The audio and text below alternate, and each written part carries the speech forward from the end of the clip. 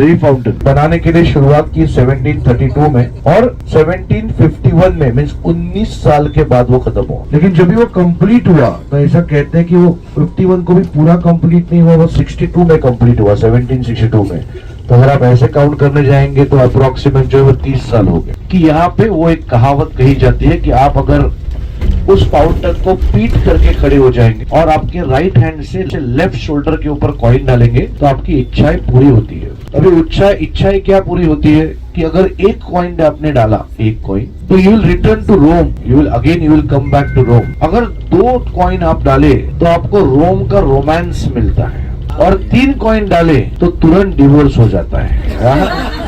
सो अभी you have to decide कितने coin डालने। अभी क्वेश्चन आता है इसके ऊपर गेस्ट का कि अरे भाई 1 यूरो, 2 यूरो, 3 यूरो, 300 रुपए, नहीं, एक ही कॉइन डालता हूँ। तो इसके लिए इंपॉर्टेंट है कि इट इज नॉट लाइक कि आपको यूरो ही डाल दे, आप इंडियन कॉइन 1 रुपए भी डाल सकते हैं। सो ऐसे नहीं कहा कि यूरो ही डालना चाहिए उसके अंदर, जो कॉइन आपके पास है वो डाले। In same result? हाँ, सेम रिजल्ट इज सेम। नहीं, ज्यादा डालेंगे तो प्रॉब्लम है। तो 3 रुपए में भी काम होता है। रोम की गलियों में चलते हुए हम जा रहे हैं अभी ट्रेवी फाउंटेन देखने के लिए। ट्रेवी में ट्रे मीन्स 3, वी मीन्स रास्ता। जहाँ 3 रास्ते मिलते हैं वो वहाँ फाउंटेन बनाया है, और उस फाउंटेन के साथ बहुत सारी कथाएं जुड़ी हुई है। उसमें से एक ये है जो हमारे गाइड साहब ने अभी बताई कि वहाँ आप उल्टे खड़े होके फाउंटेन में कॉइन डालो। अगर 1 कॉइन डालो तो कुछ होता है, I am not interested in. 2 coin डालो तो और कुछ होता है, not also interested in. 3 coin डालो तो आपका डिवोर्स होता है।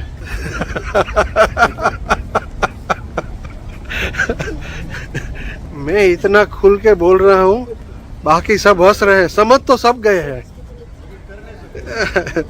कर तो मैं भी नहीं सकता, तो क्या। तो चलो, ये हुई बात। ये मेरा ग्रुप मेरे साथ है, मेरे पीछे। चलो, कुछ दोस्त आगे जा रहे हैं मेरे, और यहाँ की गलियाँ देख लीजिए जहाँ से होके हम जा रहे हैं ट्रेवी फाउंटेन को देखने के लिए। यहाँ की सुवेनियर शॉप देख लीजिए, हर छोटी बड़ी दुकान में सुवेनियर शॉप लग गई है। और हमें बहुत समझाया गया है, बार बार बताया गया है कि be careful of pick pocketers. तो प्रे करते हैं कि हमको कोई ऐसा एक्सपीरियंस ना हो और हम ठीक ठाक से हमारी यात्रा खत्म कर सके। ये हमारे गांधीनगर के किंग और क्वीन है। देख लीजिए रोम का लुक, कितने रास्ते मिलते हैं देख लीजिए। 1 2 3 4 5 6 7, वाह। और उस पर हम खड़े हैं। यहाँ नीचे वैसे बाजार है, वैसी बाजार है। लगता है चलते चलते फाइनली हम वहाँ पहुँचे जहाँ हम आने के लिए निकले थे। चलो, कैमरा को घुमा ही देते हैं अभी। और ये ट्रेवी फाउंटेन, ये जो ट्रेवी फाउंटेन इतना नीट एंड क्लीन लगता है ना, ये लास्ट ईयर तक नहीं लगता था, क्योंकि इसको पॉल्यूशन की और सब असर हुई थी तो काला हो गया था। और पिछले साल ही इसको क्लीन किया गया है ताकि आज वो नीट एंड क्लीन लग रहा है। यहाँ जो नीचे लोग खड़े हैं वो कॉइन फेंकने वाले हैं। वहाँ जाके मेरे को कोई कॉइन फेंकना नहीं है, बट ये तस्वीर लेनी है तो मैं आपको दिखा देता हूँ, ठीक है। आ गए हम ट्रेवी फाउंटेन में, ट्रेवी फाउंटेन के साथ।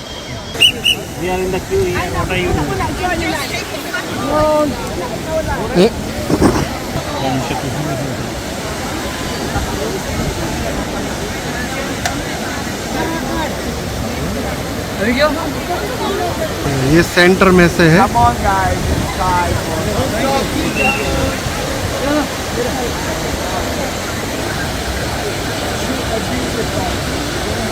ये बिल्डिंग की बात मैं बाद में करूँगा, पहले ये साइन की बात करते हैं। ये साइन है बिल्डिंग के बीच में, बड़ा सा बिल्डिंग है ये। इसमें 2 की देख रहे हो, ये 2 की का मतलब है कैथोलिक रिलीजन। और यहाँ इसका जो सेंट पीटर्स था उसके लिए कहा जाता है कि स्वर्ग से गॉड ने इसको स्वर्ग की दी थी। और ये 2 की है, तो जहाँ भी कैथोलिज्म फॉलो किया जाता है वहाँ ये 2 की देखी जाए। अब ये चलते बिल्डिंग की बात करने के लिए। ये बिल्डिंग है, पुराने जमाने में महल था और ये अब पॉलिटिकल यूनिवर्सिटी है। मैं थोड़ा और दिखा दूं आपको, ये लिखा है पॉलिटिफिसिया वेनिवर्सिटास ग्रेगोरियना। तो ये पहले के जमाने में महल हुआ करता था। इसके बीच में ये साइन है और अभी ये पॉलिटिकल यूनिवर्सिटी है, आप देख सकते हो। ठीक है, एक और भव्य कमान सी है, उसके नीचे से हम जा रहे हैं। यहाँ से आप रास्ता भी देख सकते हो, आप अंदाजा लगा सकते हो कि ये गली की चौड़ाई कोई ज्यादा नहीं है। दोनों तरफ सही में ज्यादा तो ऊंची बिल्डिंगें नहीं है, बट एटलीस्ट 3-4 फ्लोर की बिल्डिंग है। और रोम का ये रूल है कि इससे बड़ी बिल्डिंग आप बना भी नहीं सकते। ये छोटी छोटी कारें देख लीजिए कार की चौड़ाई लंबाई कितनी है। ये स्मार्ट कार है। ये स्मार्ट कार में 2 लोग बैठ सकते हैं, काफी आराम से बैठ सकते हैं और छोटी जगह में ये पार्क हो सकती है। सबसे बड़ा बेनिफिट ये है। और रोम जैसा सिटी या किसी भी बड़े कंट्री का बड़ा सिटी, बड़ा शहर, बॉम्बे हो या दिल्ली हो या सिडनी हो, वहाँ सिटी सेंट्रल में पार्किंग बहुत मुश्किल होता है। तो ये छोटी कार हेल्पफुल रहती है। ये मुसोलिनी पैलेस है और ये जो बीच में बालकनी दिख रही है ना, जिसके आगे स्कैफोल्डिंग लगा हुआ है, वो वहाँ खड़ा होके मुसोलिनी स्पीच देता था। और ये स्क्वायर का नाम है पियाज़ा वेनेजिया, मतलब वेनेजिया का स्क्वायर। ये नेशनल मॉन्यूमेंट है, पूरा इटालियन मार्बल से बना हुआ है। और बीच में जो घोड़े पे बैठा आदमी दिख रहा है ना, वो है Victor Emmanuel the king first. और नीचे ये जो 2 जवान खड़े हैं हाथ में बंदूक लेके, जो शहीद हुए हैं, उसकी याद में ये बनाया गया है। ये रोम शहर है ना, 7 पहाड़ियों पे बसा हुआ शहर है। अभी हम बिल्कुल पुराने शहर में हैं। मैं आपको घुमा के दिखाई देता हूँ। रोड की दोनों साइड आप देख सकते हो, ये पुरानी बिल्डिंग है और इसको गवर्नमेंट ने ऐसे ही रखी है। सामने अगर आपको दिख सकता है तो ये कॉलेजियम है, अभी उसका एक साइड खंडित हो गया है, बट वो भी एक पहाड़ी पे बसा हुआ है। और ये जो रास्ता है ना, पीछे मुसोलिनी महल से सीधा आता है और जाता है सीधा कॉलेजियम की तरफ। और दोनों तरफ ये पुराने बिल्डिंग है जो काफी कुछ खंडित अवस्था में है। और पुराने बिल्डिंग को ज्यों का त्यों ही रखा है। और अगर उसमें से कोई पत्थर गिर जाता है तो उसको संभाल के फिर म्यूजियम में डालते हैं या दूसरे कंट्री को बेचते हैं। ये है उसको अपनी विरासत का मूल्य। तो मैं ये कह रहा था कि ये पुराने शहर को और उसके जो पुराने पत्थर भी है, उसको भी इज्जत संभाल के रखा है। तो दूसरे देशों के म्यूजियम में भी मिलेंगे। ये हजारों साल पुराने पत्थर है और वो पत्थर की कीमत है। ऐसा कहा जाता है कि कोई कोई पत्थर तो मिलियंस ऑफ डॉलर्स में बिकते हैं। इसमें सच कितना है नहीं पता मुझे, बट कहते हैं अगर आप दुबई के म्यूजियम में जाओ तो वहाँ भी पत्थर दिखेगा, वो लिखा है इट इज़ फ्रॉम रोम। 2000 साल पुराना, 3000 साल पुराना पत्थर है। इसकी ये कीमत है कि वहाँ उसके सिर्फ पत्थर भी डिस्प्ले किए जाते हैं। अच्छा लगता है सुनने में, बुरा लगता है मानने के लिए कि हमारे भारत की धरोहर सैकड़ों साल या 1000 साल पुरानी नहीं है, हजारों साल पुरानी है। या तो हमारे नेताओं में वो दृष्टि नहीं है, या हमारे लोग हमारी विरासत की कीमत खो चुके हैं। कुछ भी हो, जब ये देखते हैं तो प्राउड होता है, हमारे कंट्री के बारे में सोचते हैं तो थोड़ा दुख तो होता है। चलो एक और देखिए, खंडित इमारत में सदियों पहले बनाई गई एक मूर्ति, और ये है बाकी के खंडर की तस्वीर। यहाँ सब कुछ ज्यों का त्यों रखा है। उसका रिनोवेशन, उसका रिस्टोरेशन समझ के नहीं किया है, क्योंकि गवर्नमेंट के हिसाब से इसकी हिस्टोरिकल वैल्यू ज्यादा है। Kind of a first glimpses of collegium. हम जा रहे हैं उसके पास। हमारे साथ हमारी यहाँ की लोकल गाइड चल रही है और माइक्रोफोन कान में लगा है, उसमें बोल रही है वो। कॉलेजियम के साइड में ये जो दीवार दिख रही है, नीरो नाम का सम्राट इसमें रहता था, इसको गोल्डन पैलेस कहते हैं। ये सामने जो कॉलेजियम दिख रहा है ना, वो ईस्वी सन 732 और 80 के बीच बना था। इसको 8 साल लगे बनने में। और उस टाइम में जो रिलीजन था वो पेगन रिलीजन था, क्रिश्चियनिटी नहीं थी। और अगर आप देखना चाहो तो नीचे बहुत सारे स्टेच्यूज लगे हैं, क्योंकि पेगन लोग बहुत सारे गॉड को पूजते थे, मानते थे। उसके स्टेच्यूज यहाँ नीचे लगे हैं। यहाँ की टूरिस्ट बस देख लीजिए, देखो ये इसका एक तरफ का हिस्सा टूटा हुआ है, ध्वंस हो चुका है। एक और टूरिस्ट बस आ रही है, देखो आई लव रोम लिखा है उसमें।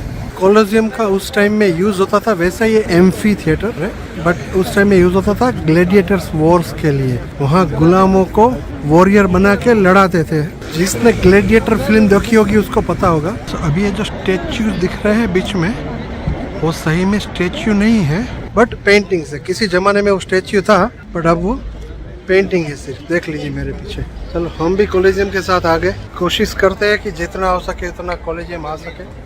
यहाँ से उसकी भव्यता देखी जा सकती है। ये जो आर्चिस दिख रही है ना, वो 80 आर्चिस है पर फ्लोर। एवरी सिंगल फ्लोर में 80 आर्चिस है और इसमें 60,000 लोग एक साथ बैठ के जो भी अंदर मनोरंजन चल रहा था वो देख सकते थे। इतना बड़ा, इतना जायंट था ये। देख लीजिए, जिसका आज सिर्फ एक अंश मात्र खड़ा है। ये कोलोसियम का हाइट 50 मीटर्स है, ग्राउंड फ्लोर से लेकर ऊपर तक का।